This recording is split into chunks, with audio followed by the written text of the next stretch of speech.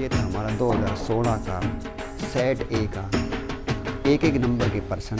उम्मीद करता हूँ आपको समझ में आए होंगे, समझ में आ गए हो, अच्छा लग रहा हो तो इस वीडियो को एक लाइक दें और इसको शेयर करें। अगर आप हमारे चैनल पर आज ये वीडियो पहली बार ही देख रहे हो तो इस वीडियो को देखने के बाद इस चैनल को सब्सक्राइब करें। सब्सक्राइब कैसे किया जाता है, आप जो वीडियो देख रहे हो उसके साइड में नीचे एक रेड कलर से लिखा है SUBSCRY, उस लाल को काला बना दो और एक ऐसा निशान है, एक अंगूठा सा ऊपर की तरफ है, उसको लीला बना दो और ऐसे।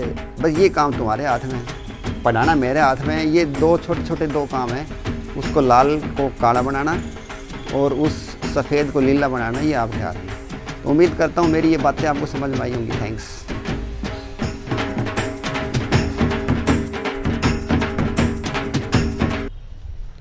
Hello students, how are you.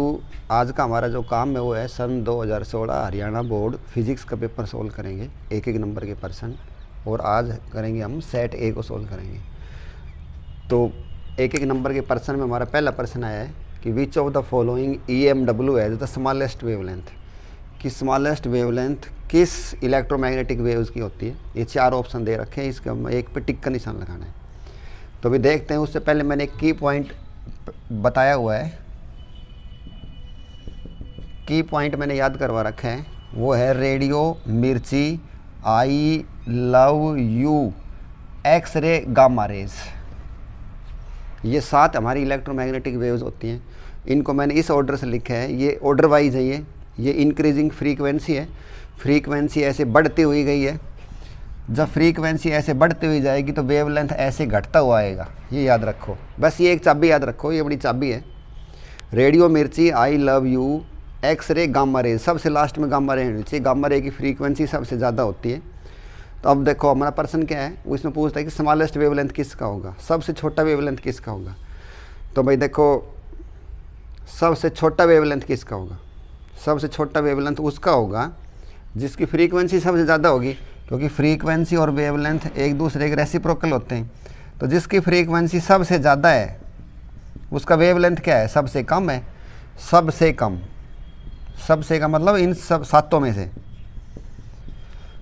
तो सबसे ज़्यादा फ्रीक्वेंसी किसकी है, देखो ये सबसे ज़्यादा फ्रीक्वेंसी इसकी है। तो वेवलेंथ सबसे छोटा वेवलेंथ किसका होगा। अब लगाओ निशान भाई, ये ऑप्शन में ही नहीं है, ठीक है। देखो हमने गामा रे याद करवाया, गामा रे तो ऑप्शन में ही नहीं है। उसके बाद देखो ये आती है एक्सरे। अब देखो एक्सरे है, ये रहा एक्सरे। तो जब ऑप्शन में ये दे ही नहीं रखी तो पर्सन हमारा क्या होगा। उसके बाद तो इसी का नंबर है, जस्ट इसका। उसने पर्सन देखो ये पूछा है कि विच ऑफ द फॉलोइंग, इन चारों में से बताना है, इन चारों में से छांटनी है किसकी फ्रीक्वेंसी, किसका वेवलेंथ क्या है। तो अब समझ में आ गया होगा। बस एक ही डायलॉग याद रखो, जब गामा रे दे ही नहीं रखी थी तो उसके नेक्स्ट बाद इसके बाद मान लो ये भी नहीं होती, एक्सरे भी नहीं होती, तो फिर किसका नंबर होता है, इसका, इसका, इसका, इसका, इसका। वेवलेंथ ऐसे जो है बढ़ता हुआ जा रहा है। ये वेवलेंथ सबसे कम है, उसके बाद बड़ा होता होता होता सबसे ज़्यादा, सबसे बड़ा वेवलेंथ किसका होता है, रेडियो वेव का। तो ये चाबी याद रखो जो मैंने बता दी। पहला पर्सन अपना कंप्लीट हो गया। नेक्स्ट क्वेश्चन है, calculate wavelength of the electromagnetic wave with frequency 30 megahertz में। हमने उस इलेक्ट्रोमैग्नेटिक वेव की वेवलेंथ निकाल कर दिखाना है। तो डियर स्टूडेंट्स, वेवलेंथ और फ्रीक्वेंसी का जो पर्सन होता है वो ऐसे होता है। इलेक्ट्रोमैग्नेटिक वेव्स जो है वो ऐसे चलती है, इसको ट्रांसवर्स नेचर बोलते हैं। जिसमें क्रेस्ट और ट्रफ बनती हो उसको क्या बोलते हैं, ट्रांसवर्स नेचर। और इसी बात को हम ऐसे भी लिख सकते हैं, ये यहाँ से यहाँ तक की दूरी क्या है, लैम्डा। यहाँ से चल के कोई चीज़ वापस यहीं पहुँच जाए तो वो क्या है, इसका हम क्या बोलेंगे, टाइम पीरियड टी। और जो इलेक्ट्रोमैग्नेटिक वेव्स होती है उनकी वेलोसिटी को, उसकी स्पीड को हम, उनकी स्पीड को वेलोसिटी नहीं स्पीड बोलेंगे, उनकी स्पीड को किससे लिखते हैं, सी नाम के अक्षर से। तो 10th का अपना एक फेवरेट फार्मूला है, चाल बराबर दूरी बटे समय। तो चाल का रोल कौन कर रहा है, यानी कि स्पीड का रोल कौन कर रहा है, सी। दूरी का मतलब ये डिस्प्लेसमेंट है, ये होगी लैम्डा। और यहीं से चल के यहीं पे आ जाएं, इसको हम बोलते हैं कंप्लीट टाइम पीरियड, ये हो गया। तो सी बराबर लैम्डा बाई टी। आगे देखो जी, हमने निकाल के दिखानी है वेवलेंथ। ठीक है, अब यहाँ पे एक चीज़ और सीखो, टाइम पीरियड और फ्रीक्वेंसी में संबंध होता है। C = lambda × f। फ्रीक्वेंसी जो होती है वो टाइम पीरियड की रेसिप्रोकल होती है। ठीक है, तो ये मैंने फार्मूला में पुट कर दिया। तो अब ये वाला फार्मूला हम लिख के चलेंगे। यहाँ से जो चीज़ पूछे उसको निकालो। हमसे पूछा है वेवलेंथ, तो लैम्डा को लिख लेते हैं यहाँ पे, लैम्डा = c/f। c का मान तो हमने रोल नंबर की तरह याद रखो। c का मान कितना होता है, वेलोसिटी ऑफ लाइट कितनी होती है, 3 × 10⁸, यानी कि 3 लाख किलोमीटर पर सेकेंड। बट फ्रीक्वेंसी हमारे पर्सन में कितनी दे रखी है, 30 मेगाहर्ट्ज़। तो 30 मेगा का मतलब कितना होता है, 10⁶। इनको सोल्व करेंगे, ये बच गई ऊपर 3 × 10⁻²/30, और ये होगी अपनी 300/30। इन सब काटो पीटो कितना उतर आ जाएगा, 10 मीटर। तो देखो भाई अपने ऑप्शन में कहीं 10 मीटर है, यहाँ भी नहीं है, यहाँ भी नहीं, ये रहा। तो ये पर्सन है। तो देखो पहला पर्सन भी इलेक्ट्रोमैग्नेटिक वेव का आया था, दूसरा पर्सन भी इलेक्ट्रोमैग्नेटिक वेव का है, उसी से रिलेटेड है।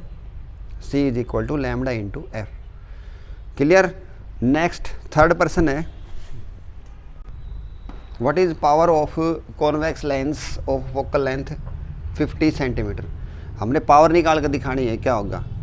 तो ये 4 ऑप्शन दे रखे हैं, इनमें से एक को छाटेंगे और कैसे इसकी भी की भी देंगे। देखो पावर ऑफ लेंस का फार्मूला होता है P = 1/f। अगर यहाँ पे सेंटीमीटर है तो ऊपर 100 लिखना होगा।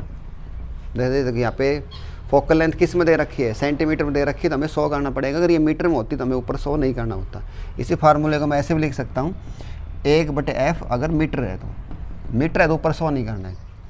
तो पावर ऑफ लेंस निकाल देंगे अभी। P = 100/f का मान कितना दे रखा है, 50। तो काटो पीटो कितना आ गया, 2। तो देखो 2 तो उत्तर आ गया, लेकिन 2 में भी 2 चीज़ दे रखी है, प्लस या minus. Power of the lens की यूनिट होगी डायोप्टर। तो डायोप्टर भी ठीक है। अब हम रुक गए, हमारे तो खाली 2 आया है, ऑप्शन में माइनस भी है। अब थोड़ा यहाँ पे जनरल नॉलेज की बात है। देखो लेंस कौन सा है, कॉन्वेक्स लेंस। कॉन्वेक्स लेंस जो है, इसकी जो फोकल लेंथ होती है वो हमेशा पॉजिटिव होती है। कॉन्वेक्स लेंस ऐसा होता है यूँ, इसमें से जो रेज जाती है वो जो सेंटर वाली जाएगी वो तो सीधी जाती है, सेंटर के अलावा जो जाती है वो ऐसे मिलती है यूँ। इसको हम कन्वर्जिंग लेंस बोलते हैं। ये ऑप्टिकल सेंटर है। सारी नापतोल जो है वो हम ऑप्टिकल सेंटर करते हैं। तो देखो ये यहाँ से यहाँ तक की दूरी, ये इसका फोकस है। यहाँ से यहाँ तक की दूरी को क्या लिखेंगे, छोटे f से। अब देखो जब रे भी इधर जा रही हो, और नापतोल भी हम इधर कर रहे हैं, ये नापतोल है, देखो पेन, रे इधर जा रही, नापतोल भी इधर, दोनों सेम डायरेक्शन में जा रही हो तो हम लेते हैं प्लस। तो कॉन्वेक्स लेंस की जो फोकल लेंथ होती है वो क्या होती है, ऑलवेज पॉजिटिव। ठीक है, तो हमारा अब क्या उत्तर आएगा, प्लस का 2D। डियर स्टूडेंट्स, इसी में थोड़ा अपडेट करता हूँ। अगर ये कॉनकेव लेंस होता तो कॉनकेव लेंस जो है वो लाइट को एक पॉइंट में मिलाता नहीं हो, बल्कि क्या कहते हैं, बिखेर देता है। यहाँ से अब जो जाएगी वो ऐसे फैल जाएगी यूँ, ये मिलाता नहीं है, बिखेरता है। तो इसका जो फोकस होगा, यानी कि जो अड्डा वो ये होगा, और रे हमारी जा रही थी ऐसे, ये फोकस है इसका, और हमने नापना इधर। देखो रे जा रही है इधर, नापेंगे इधर, तो अब क्या लेंगे, माइनस लें, नेगेटिव। तो जो कॉनकेव लेंस है, कॉनकेव लेंस कौन सा होता है, जो बीच में से पतला हो। देखो बीच में से पतला दिखाया गया है, ये बीच में से मोटा दिखाया गया है। तो कॉनकेव लेंस की जो फोकल लेंथ होगी वो क्या होगी, ऑलवेज नेगेटिव। ठीक है, ये समझ में आ गया होगा। कई बार नहीं कहते भाई तेरा प्लस का चश्मा है, माइनस का चश्मा है। तो जिनको दूर का दिखाई नहीं देता उनके ये लेंस लगा होता है, उनको नेगेटिव का नंबर होता है। और जिनको नज़दीक का दिखाई नहीं देता, जो अखबार पढ़ते समय लगाते हैं, उनको प्लस का चश्मा लगाते हैं। जो उसे सरदार बेचना आएगा ना बाहर, वो वाला चश्मा। चौथा पर्सन है, mirage is due to. Miraj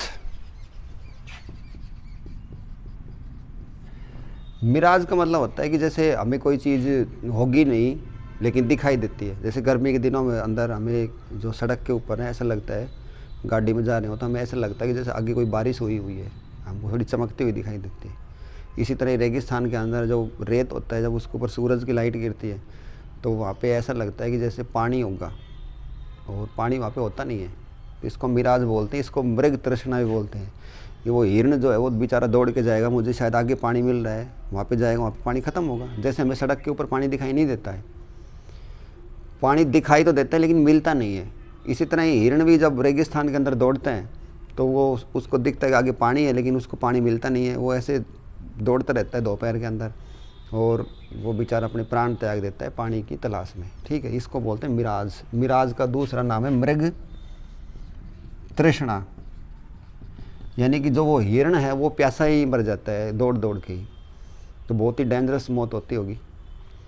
तो मिराज क्या होता है, देखो हो गया। मिराज किस प्रोसेस से होता है? मिराज का मैं आपको एक समझाऊं तो इसके अंदर ये सारी की सारी लाइट से रिलेटेड फिनोमेना है। तो इसका जो सही उत्तर होगा वो है वो total internal reflection. Total internal reflection, इसको शॉर्टकट में TIR भी लिख देते हैं। TIR टोटल इंटरनल रिफ्लेक्शन जो होता है उसकी कंडीशन ये होगी कि लाइट जो है ना वो हमेशा डेंसर मीडियम से चलनी चाहिए। लाइट जो है वो अगर हम इसको सीधा ऐसे करें ऊपर चली जाएगी। अब इस लाइट को मैं थोड़ा थोड़ा ऐसे एंगल पे घुमाने लग जाऊं, ये नॉर्मल खींच रखे मान लो, तो लाइट अब थोड़ा इस पे भेजूं तो लाइट आप देखो थोड़ी ऐसे मुड़ेगी। एक एंगल और चेंज कर दिया इसके ऊपर तो लाइट देखो तुम्हारी ऐसे हो जाएगी। और इसके ऊपर जो लाइट हमारी इस बॉर्डर के ऊपर ही चलेगी, 90 डिग्री का एंगल बन गया। और ये हमारी लाइट जा रही थी, इस एंगल को बोलते हैं critical angle, CRI critical angle. यानी कि अब ये जो लाइट देखो पहले सीधी चली गई, फिर थोड़ी डाउन आई, फिर और डाउन आई, अब बिल्कुल इस बॉर्डर के ऊपर ही चल रही है। ये दो मीडिया की सेपरेटिंग लाइन है, जो जैसे दो देशों के बीच की लाइन होती है ना, इधर कोई और देश है, इधर कोई और देश है। जैसे इधर जो है पानी है, ऊपर हवा है, नीचे गिलास भी हो सकता है, ऊपर पानी भी हो सकता है, दो मीडियम अलग अलग हैं। इनमें जो गाढ़ा मीडियम है ना उसको बोलते हैं डेंसर मीडियम, जो पतला है उसको बोलते हैं रेयरर। ठीक है, तो TIR जब आएगा जब लाइट जो है वो डेंसर मीडियम से चले। ठीक, अब देखो, अब एक लास्ट और कर देते हैं इसके अंदर कि लाइट अब जो जाएगी इसके बाद, ये जो क्रिटिकल एंगल था, angle of incidence is equal to critical angle. अगर angle of incidence critical angle से छोटा हो गया, ठीक है, छोटा हो गया, बड़ा हो गया, angle of incidence critical angle से बड़ा हो गया, तो अब क्या होगा देखो, लाइट जो है ना वो इस लाइन पे देखो, लाइट बाउंड्री पे चली है, अब लाइट जो है वो मुड़ के वापस वहीं पे आ जाएगी।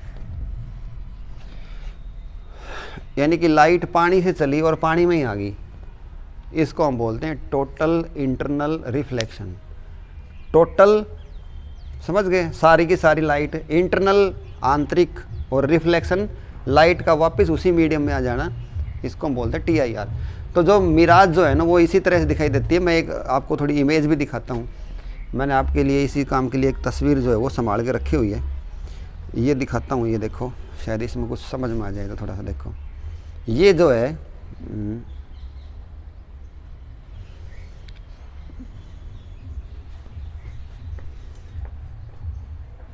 ये देखो सामने जो एक घर दिखाई दे रहा है ना, ये घर की देखो परछाई दिखाई दे रही है।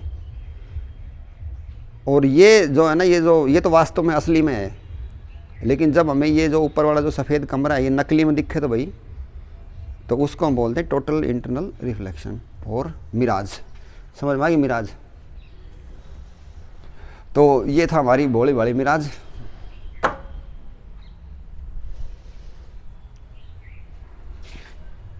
और जब ये इसके ऊपर चलेगी तो ये एंगल कितना होगा हमारा, 90 एंगल। तो कोई पूछा ना what is critical angle, critical का मतलब कोई चीज़ सिर आ गई भाई, ऐसे डाउन होती गई, अब इसके बाद जो है ना अब यह सिर आ रही है, थोड़ा सा और भी डाउन करोगा तो अब यह इसमें चली जाएगी। तो क्रिटिकल की जो हिंदी होगी वो क्या होगी, सिर आना। तो ये पर्सन क्लियर हो गया। तो इस पर निशान किस पर लगाओगे, टोटल इंटरनल रिफ्लेक्शन पे। ये मैंने अपडेट कर दिया है। इसकी दो कंडीशन बता दिए, light should travel from denser medium to rare medium, और angle of incidence should be greater than critical angle. 5वां प्रश्न है, correct mirror formula is, mirror formula जो है वो करेक्ट कौन सा होगा इनमें से? तो मिरर फॉर्मूला तुम याद रख लो, 1/v जमा 1/u बराबर 1/f, ये होता है मिरर फार्मूला। ठीक है, दिस इज मिरर फॉर्मूला।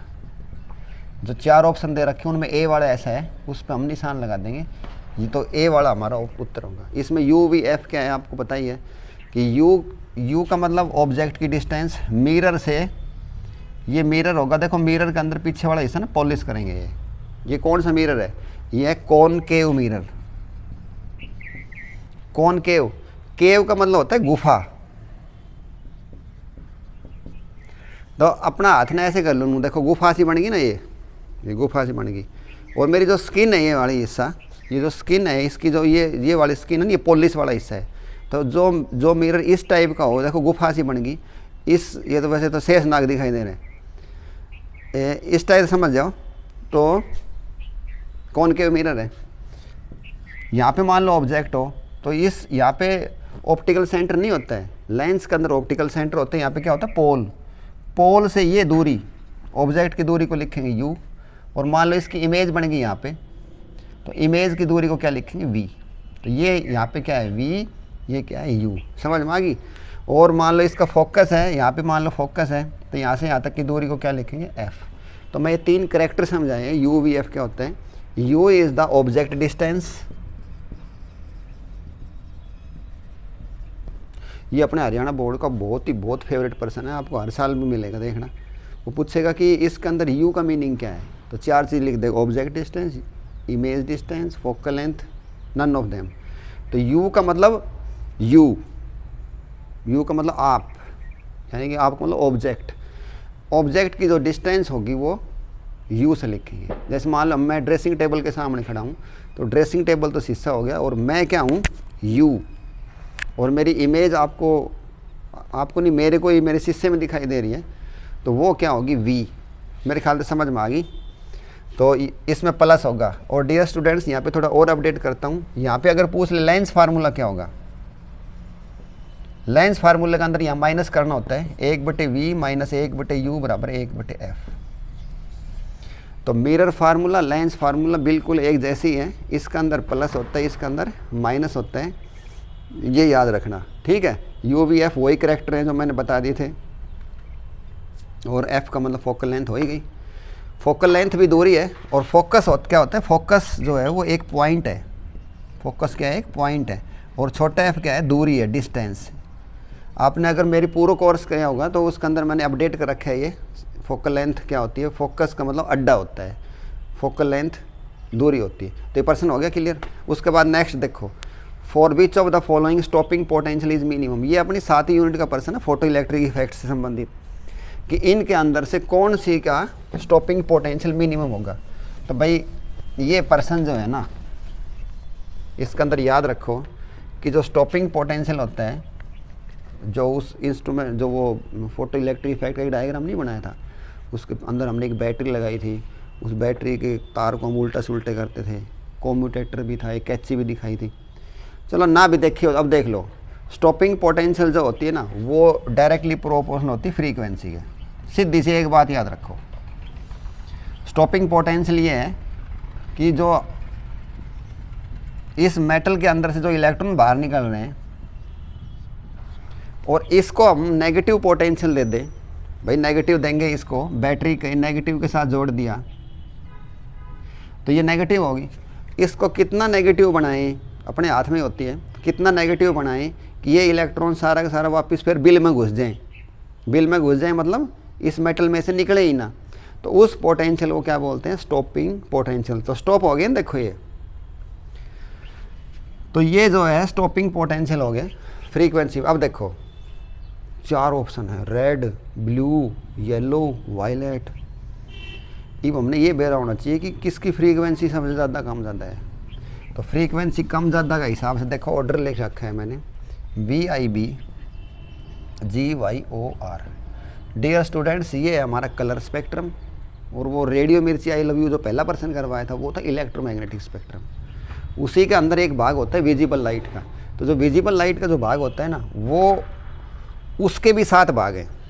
जब विजिबल लाइट किसी प्रिज्म में से जाएगी तो उसके भी कितने भाग हो जाते हैं, 7 भाग हो जाते हैं, जो मैंने ऐसे लिख दिए हैं VIBGYOR। रेड सबसे ऊपर होता है, ध्यान दो। अब रेड कलर का वेवलेंथ होता है नियरली 8000 एंगस्ट्रॉम और वायलेट का कितना होता है 4000 एंगस्ट्रॉम। अब देखो वेवलेंथ ऐसे ही वो बढ़ता हुआ गया है तो फ्रीक्वेंसी कम होती हुई आएगी। ये सारा पेपर ही पता नहीं सेटर ने सारा बना दिया कि वेवलेंथ और फ्रीक्वेंसी का ये तीसरा पर्सन चल रहा है ये। तो भाई हमने पर्सन में देखो क्या देख के बताना है, मिनिमम। तो जिसकी फ्रीक्वेंसी मिनिमम उसको स्टॉपिंग पोटेंशियल भी मिनिमम, क्योंकि आमने सामने की टक्कर है, ठीक है। तो फ्रीक्वेंसी सबसे मिनिमम किसकी है, देखो वेवलेंथ 8000 इसको सबसे ज़्यादा से, तो इसकी फ्रीक्वेंसी सबसे कम है। तो इसमें रेड आया कि ये रहा रेड, इस पर निशान लगा दो, पर्सन ख़त्म हो गया। रेड की वेवलेंथ सबसे ज़्यादा है तो फ्रीक्वेंसी क्या होगी, कम। देखो कम है जभी तो बढ़ती हुई गई है, कम से जभी तो आगे होती हुई गई है, ठीक है। तो पर्सन हो गया अपना कंप्लीट। याद रख लो, stopping potential is directly proportional to frequency. Next 7वां पर्सन है, de Broglie wavelength of with momentum is. De Broglie wavelength ये तो आपने पढ़ी थी, lambda is equal to H/mv। क्यों भाई, डी ब्रोगली इक्वेशन यही है। डी ब्रोगली ने क्या बताया था कि नेचर के अंदर 2 भाग होते हैं। कौन कौन से, एक तो मैटर और एक रेडिएशन। जब रेडिएशन का ड्यूल नेचर है, ड्यूल नेचर का मतलब वो वेव भी है और पार्टिकल भी है। पार्टिकल को मतलब गोली की तरह चलेगी जैसे, और पार्टिकल को मतलब जो बालक मेरी वीडियो देख रहा है उसको पता होगा, जो दया जो है ना वो भी पार्टिकल का रोल कर रहे थे, यानी कि लात भी मारे थे। और मैटर के अंदर हम आप सब आ गए। तो जब इसका ड्यूल नेचर है, ड्यूल कौन कौन सा, पार्टिकल भी और वेव भी, और हम तुम सब पार्टिकल ही हैं। जैसे दया पार्टिकल था, दया दरवाज़ा तोड़ वाला जो हमने देखा था, एक छोटी सी क्लिप देखी थी। तो जब दया एक पार्टिकल है तो हम सब पार्टिकल हैं। ये डस्टर भी पार्टिकल है, ठाक मारो किसी के भी तो ये भी दरवाज़ा तोड़ देगा। तो पार्टिकल जो है ना, तो ये साइंटिस्ट क्या कहता है, देखो डी ब्रोगली बता रहे हैं कि नेचर जो है, नेचर का रेडिएशन में जब 2 भाग हैं तो पार्टिकल जो है, पार्टिकल यानी कि जो मैटर है उसका भी जरूर वेव नेचर भी होगा। ये बात बताई डी ब्रोगली ने कि जरूर उसका भी क्या होगा, वेव नेचर होता होगा। Because nature loves symmetry. Nature जो होती है ना वो सिमेट्री को प्यार करती है। सिमेट्री का मतलब ये है कि जैसे ऐसे समझ लो कि मान लो मेरे ये हाथ हैं दोनों, तो एक हाथ को मैं इतना पावरफुल बना दूं और दूसरे हाथ को थोड़ा कम पावरफुल, बात बनेगी नहीं। जैसे देखो ये वाला जो हाथ है ना, ये तो है कौन सा, रेडिएशन वाला, वो सामने दिख रहा। ये हाथ है मैटर वाला। जब इस हाथ के अंदर 5 उंगलियां हैं तो नेचर ने देखो इस हाथ में भी 5 उंगली दी हैं। यही तो है सिमेट्री, यही है सिमेट्री ये वाली। तो बस डी ब्रोगली ने ये बताई थी कि जब इसके अंदर 5 उंगलियां हैं तो ये हाथ भी नेचर का ही है। इसके अंदर भी कितनी उंगलियां हैं, 5 है। इसके अंदर कोई 8, 7, 2, 1 नहीं है। बिल्कुल देखो सिमेट्री बना के दी है नेचर ने ऐसे। तो डी ब्रोगली शायद समझ में आ गई होगी। तो अब सुन लो, जब इसकी बात लिखो रेडिएशन की तो यहाँ पे लिखा करो C, ठीक है। और जब इसकी बात लिखो तो lambda is equal to H/mv लिखेंगे, क्योंकि हम जो मैटर हैं सभी, हम जो मैटर हैं वो वेलोसिटी ऑफ लाइट से नहीं चल सकते। हमारी वेलोसिटी v से लिखी जाएगी। और भाई एक बात बताओ, मास इंटू वेलोसिटी किए गए अगर मोमेंटम, तो लैम्डा किसके बराबर आ गया, H/p। चारों ऑप्शन हम देखो सही कितने नहीं रहा, तो इसका हमारा बी वाला ऑप्शन सही होगा। शायद ये आप समझ में भी आ गया होगा। पहले का 7% हमारे पूरे हो गए, बच गए 5 छोटे छोटे है वो। हाँ अभी पर्सन नंबर 8 देखो। पर्सन नंबर 8 कहता है कि ये रेडियो एक्टिविटी वाले पार्ट का है, ये इसका अंदर ये अननोन दे दिया x। तो कहते हैं इस x की वैल्यू बताओ, x की वैल्यू बताओ और 1 नंबर ले जाओ। तो डियर स्टूडेंट्स देखो, ये इस तीर का निशान से इधर के हैं, इनको हम रिएक्टेंट बोलेंगे, परलों क्या बोलेंगे, प्रोडक्ट। तो law of conservation of charge कहता है कि इस तीर के निशान से इधर जो है जो जोड़ है नीचे का उतना ही जोड़ उधर होना चाहिए, ठीक है। और इस तीर के निशान से ऊपर का जो है मास नंबर का जो है जोड़ वो परले के बराबर होना चाहिए। तो आप देखो चेक करो, 9 और 4 13, 12 और 1 13, ऊपर की तो टना टन है गाड़ी, नीचे का देखते हैं 4 और 2 6 आया है।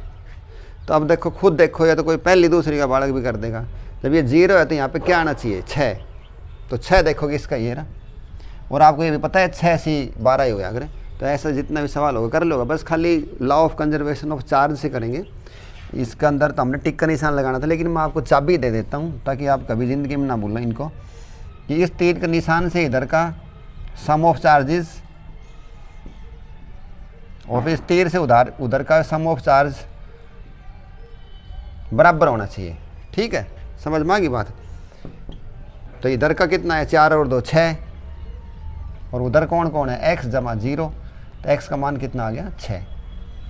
नेक्स्ट देखो, which of the following series of hydrogen lies in visible region. Visible region के अंदर कौन सी आती है? देखो ये 5 series spectral lines of hydrogen atom हमने डिस्कस करी हुई है। तो ये 5 होती है LBBP, LB Lyman बामर Paschen bracket.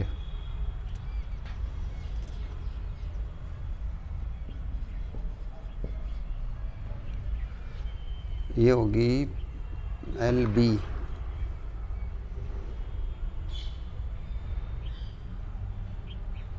हाँ ये देखो LBPBP, ये 5 याद रखो। L का मतलब लाइमन, ये होती है बामर, इसके अंदर L साइलेंट रखियो, बामर बोला कर रहे हैं, बालमर नहीं बामर। P का मतलब पास्चन, इस B का मतलब ब्रैकेट, और इसका मतलब P फंड। ये मैंने एक पूरी वीडियो बना के डाल रखी है। उसके अंदर जब हाइड्रोजन का इलेक्ट्रॉन जंप मार के पहली वाले पे आ जाए, देखो मैंने यहाँ पे एक चाबी दी थी AN का मतलब 1, जब वो पहली वाले पे आ जाए, ऐसे ये हमारे ऑर्बिट्स हैं, जब वो जंप मार के ऊपर पता नहीं कहाँ पे गया हुआ है वो यहाँ पे आ जाए तो बनती लाइमन, फिर वो 2 पे आ जाए तो बामर पास्चन, सारी मैंने बता रखी है। तो ये पीछे की 3 याद रखो, देखो ये 3 दे रखी हो, 3 दे रखी हो, ये तो आती है इंफ्रारेड में, ठीक है। और हमने अपना प्रश्न पूछे विजिबल, ये आती है अल्ट्रावायलेट में, और ये आती है विजिबल में। बस ये चाबी याद रख लो, इसकी चाबी है, चाबी मिल गई आपको।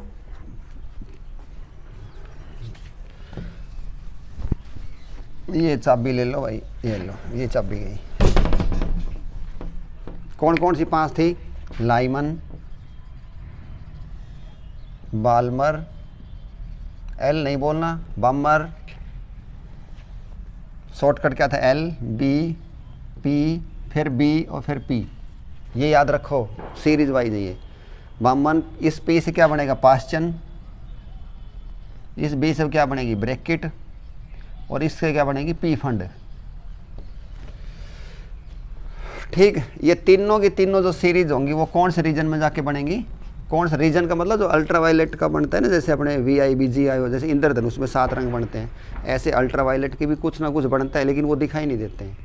तो वो कौन से वाली उसमें बनेगी? वो बनेगी इंफ्रारेड में। साइंस में इंफ्रा का मतलब होता है दूर, यानी कि लाल से दूर, इंफ्रारेड। और ये वाली है अल्ट्रावायलेट, यानी कि वायलेट से ज़्यादा, अल्ट्रा का मतलब ज़्यादा, वायलेट से ज़्यादा अल्ट्रावायलेट। इस लाइट को हम नोट के ऊपर डाल के देखते हैं, अल्ट्रावायलेट लाइट को, तो जो हमारे जो नोट होते हैं उनके अंदर एक ग्रीन सी स्ट्रिप होती है, वो दिखाई देती है। बैंक वाले जो है ना, उनके पास देखना कभी, बैंक के अंदर वो एक स्पेशल लाइट रखते हैं किसी नोट को असली नकली चेक करने के लिए, उसको उस लाइट के नीचे लेके जाते हैं, वहाँ से पता चल जाता है वो स्ट्रिप के अंदर की दम है कि नहीं। अगर दम नहीं होगा तो वो नकली नोट है। तो अल्ट्रावायलेट का मतलब वायलेट से ज़्यादा, ये इसमें आती है, और ये किस में आती है, विजिबल में। लो भाई आपको परमानेंट चाबी दे दी है, अब इससे संबंधित कितने प्रश्न आओ तुम खुद रेल बना दोगे। अब प्रश्न पढ़ो, which of the following series of hydrogen atom lies in visible region. Visible में कौन सी आती है, बॉम्बर, तो बॉम्बर दे रखा है, टिक का निशान लगा दो। अगर आती इंफ्रारेड में, तो इंफ्रारेड वाली जो दी हुई पाती उसमें एक ही पाती, उसको हम लिख देते हैं। अल्ट्रावायलेट की आती तो ये लिख देते। समझ गए मेरी बात। नेक्स्ट,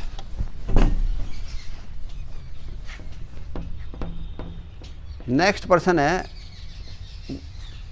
कि सेमीकंडक्टर बनाना है और आर्सेनिक को सिलिकॉन के साथ मिलाना है। तो देखो डियर स्टूडेंट, सिलिकॉन और जर्मेनियम ये दोनों प्योर होते हैं, प्योर सेमीकंडक्टर है। और प्योर का एक नाम और भी होता है इंट्रेंसिक, ठीक है। इसके अंदर हम कुछ इम्प्योरिटीज़ मिलाते हैं।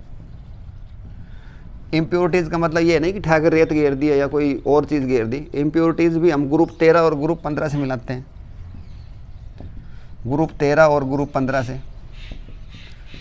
ग्रुप 13 के कौन कौन से हैं वो हमने सिंपल डायलॉग से याद करवा रखे हैं।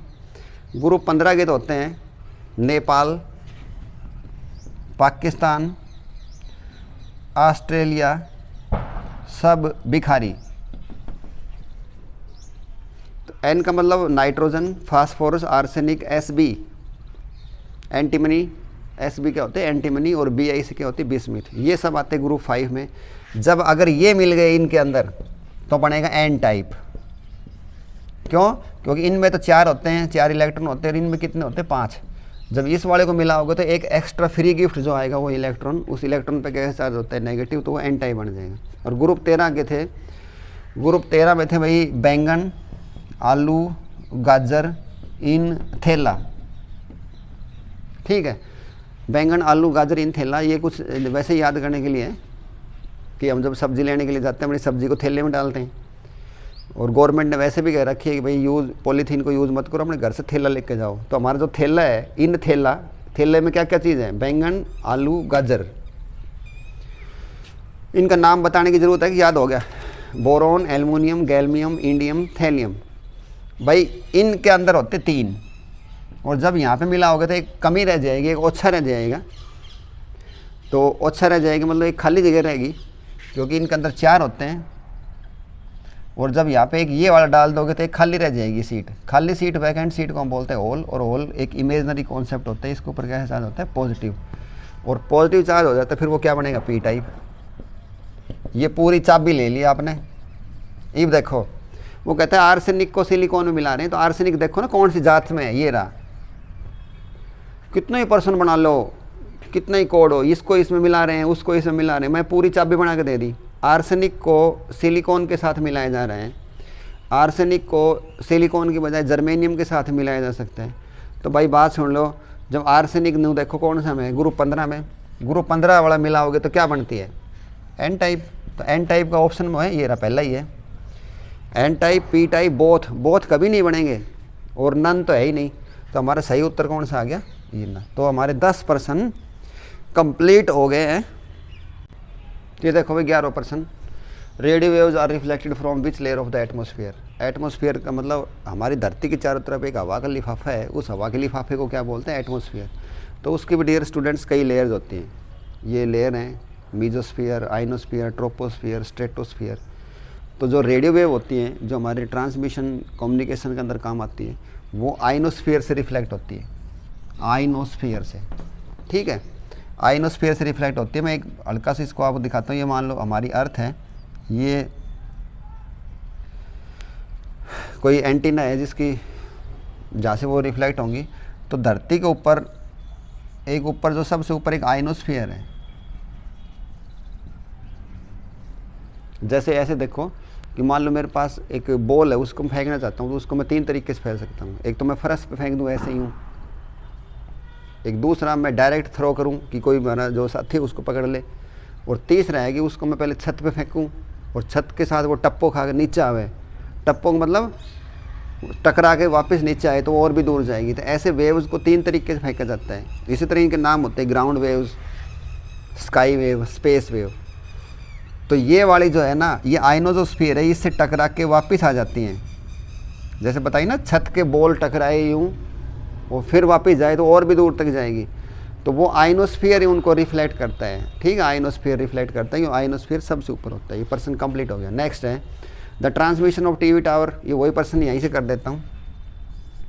ये धरती का रेडियस है r, इसकी है h, और ये वाले d यानी कि रेंज कितनी होगी वो उसका फार्मूला होता है 2RH। तो इसका जो b वाला ऑप्शन है ये सही है, 2RH। What is the r? r is the radius of the earth, और ये कितना होता है 6.4 गुणा 10 की शक्ति 6 मीटर ये होती है। यानी कि और दूसरे शब्दों में कोई अनपढ़ आदमी पूछा तो वो तो बता दिया करो भाई धरती को जो रेडियस है ना वो 64 किलोमीटर से। और कोई साइंस को बालक पूछे या कोई न्यूमेरिकल हम कर रहे हो तो ये लिखा करो 6.4 गुणा 10 की शक्ति 6 मीटर। तो ये फार्मूला याद रखो, d is equal to 2RH के बराबर होती है।